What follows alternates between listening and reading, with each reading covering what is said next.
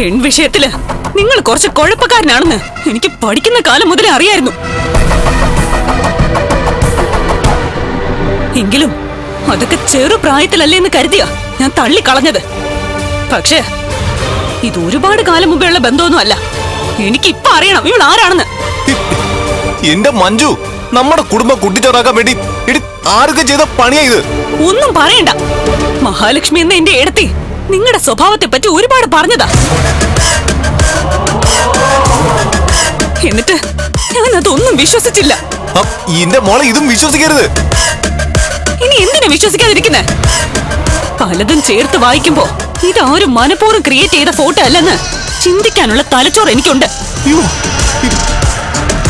അല്ലെങ്കിൽ കണ്ണിട്ടും കല്യാണം കഴിച്ചതിന് ശേഷം മേഘേട്ടൻ എന്തിനാ മുങ്ങി നടന്നേ? മഹാലക്ഷ്മിയുടെ മുമ്പിലേക്ക് വരാതിരുന്ന എന്തിനാ? എന്റെ മോളെ, അതിന്റെ കാരണം ഞാൻ നിന്റെ അടുത്ത് പറഞ്ഞില്ലേ? അന്ന് മേഘേട്ടൻ പറഞ്ഞതൊക്കെ കണ്ണു അടച്ച് ഞാൻ വിശ്വസിച്ചതാ. എന്നാൽ ഇപ്പോ അവര് പറഞ്ഞതൊക്കെ സത്യമാണെന്ന് ഉറപ്പിക്കേണ്ട അവസ്ഥയാ. എന്താ, എന്തു പറ്റി?